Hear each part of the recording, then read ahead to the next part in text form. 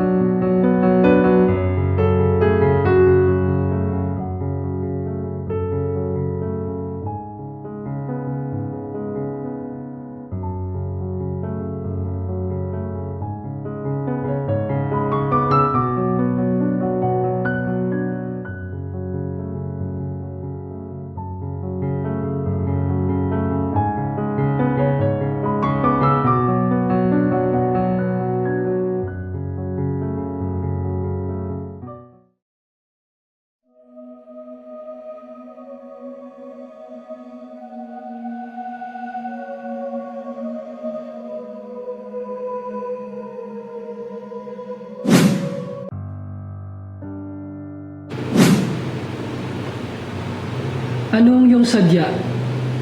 Bakit ka naparito? Tila napakalamig ng iyong pagbati, Senyor. Sinlamig ng iyong munting silid. Ano ang iyong kailangan? Naparito ako bilang masugid mong tagapaglingkod, Senyor. Batid ko ang nilalamang pagnanais ng bawat damdaming aking nakakaharap. At masuyo ko rin maipagkakaloob ito.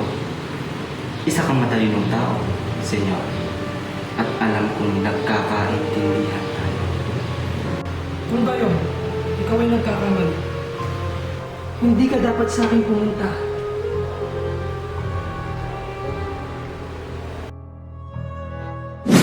Makakaalis ka na, Ginoo. Parang kailan lang, madalas kang isama ng iyong papa sa kanyang paglalakbay. Iba't ibang probinsya ang inyong nilalakbay.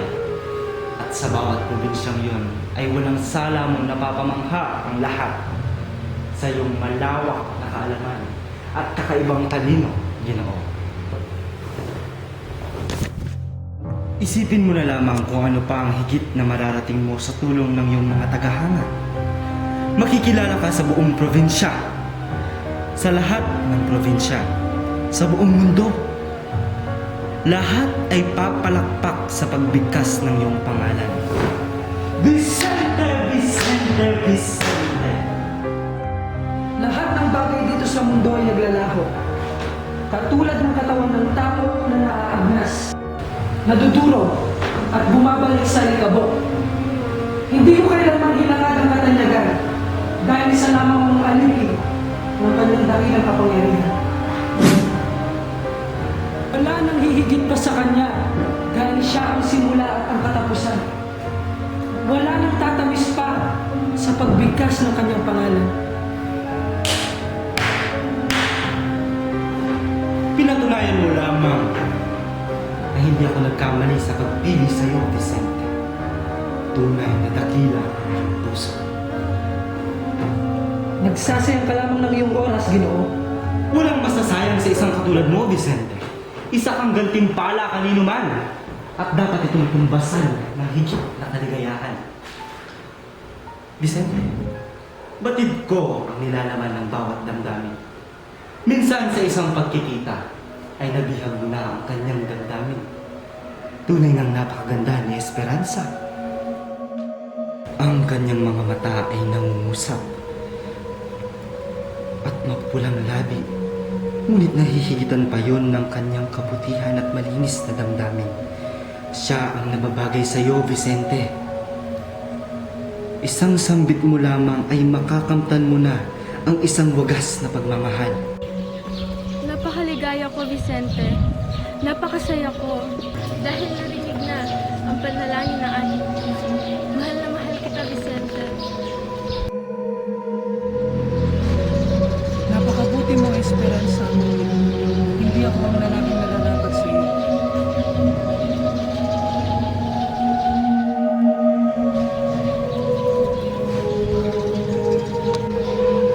Anong ibig mong sabihin, Vicente?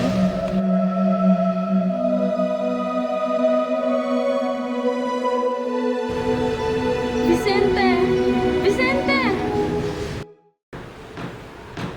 Isang hangal lang ang tatalikod sa katulad ni Esperanza. Higit na kahangalan ng paglinlang sa isang busilang na damdamin.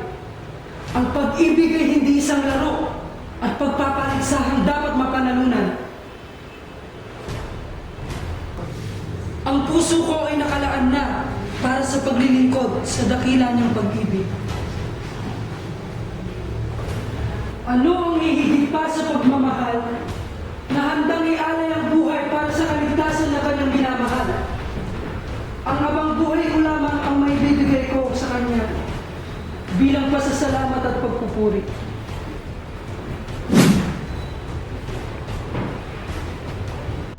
Nakalaan na sa kanyang paanan ng aking puso na handang maglingkod para maipakita sa lahat ang kanyang dakilang pagmamahal sa sanlibutan.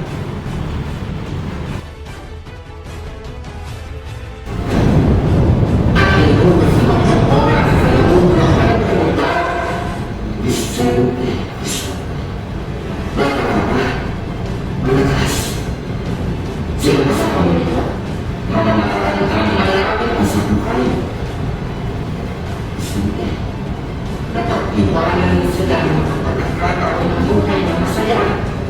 Hindi na masama ang kaunting katiyahan. Hindi na masama ang kaunting katiyahan. Namulat ka sa mabuting pamumuhay, Vicente. Hindi ka napagkalitan ng iyong pangangailangan. Nakapag-aaral. Bakit mo sasayangin ang lahat ng ito?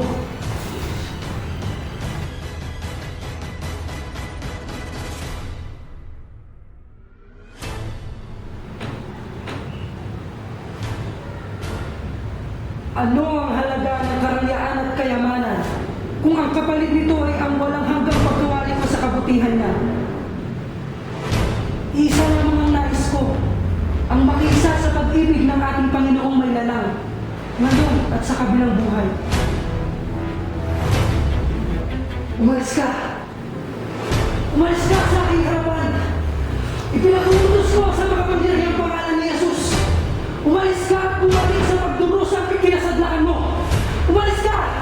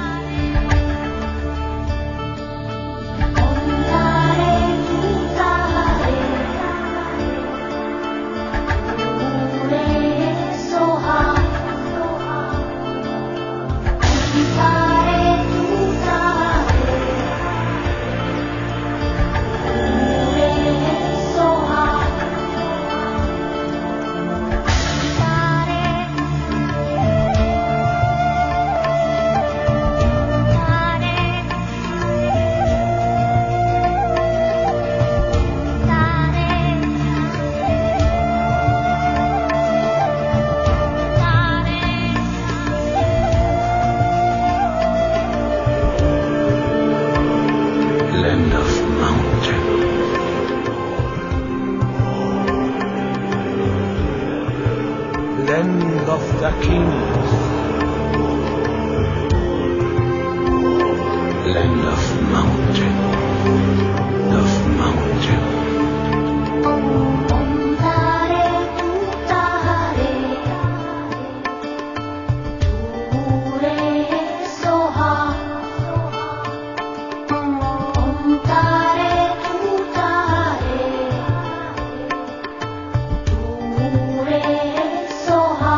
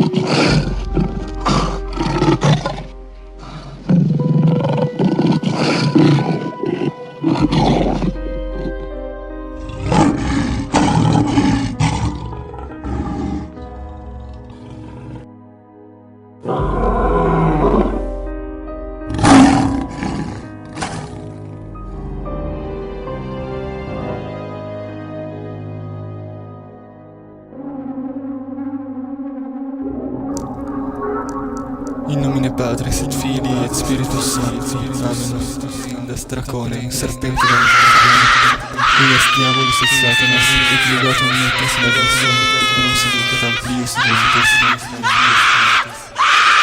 In nomine Iesu Christi Dei Domini nostri, intercedente vos, et discedente de nescimus, et Deorum Teum.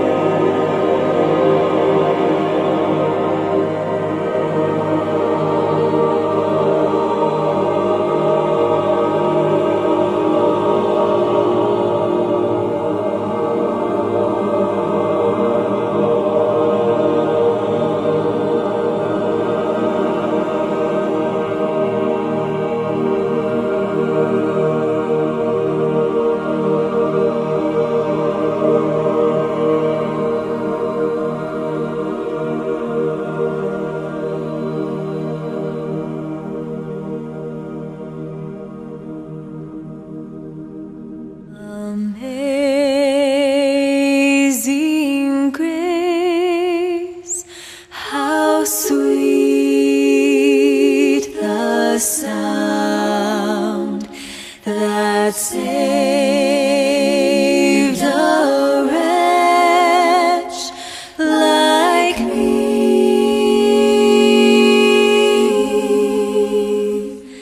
I was lost, but now I'm found, was blind.